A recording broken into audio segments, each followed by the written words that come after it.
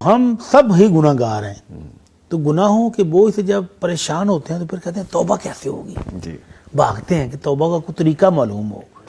تو نبی رحمت صلی اللہ علیہ وسلم نے توبہ کا بڑا ہی شاندار اور بڑا آسان نسخہ بتایا ہے۔ جی اپنے گناہ، غلطیاں، کوتاہیاں جن پر اللہ رب العالمین نے پردہ ڈالا ہوا ہے ان کو مت لوگوں کو بتائیں، اپنے راز خود ہی فاش مت کریں، پردہ پڑا رہنے دیں، اللہ کی رحمت کا پردہ ہے پڑا رہنے دیں، اور چپکے سے جا کر توبہ کر لیں۔ کیسے؟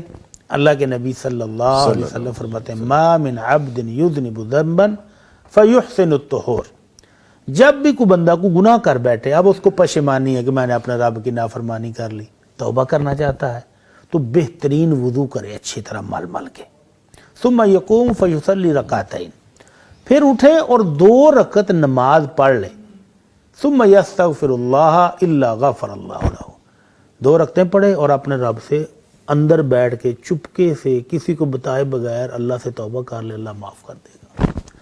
تو یہ توبہ کا شاندار طریقہ ہے کہ آپ 2 نفل پڑھیں، پہلے وضو کریں بہترین، پھر شاندار طریقے سے خضوع و خشوع کے ساتھ روتے ہوئے گریہ داری کرتے ہوئے 2 نفل پڑھیں، اس کے بعد اپنے رب سے توبہ کر لیں۔ کسی کو بتانے کی، اعلان کرنے کی ضرورت کوئی نہیں، لو جی میں آج اپنے گناہوں سے توبہ کرتا ہوں، نہیں، ایسا کہنے کی ضرورت کوئی نہیں۔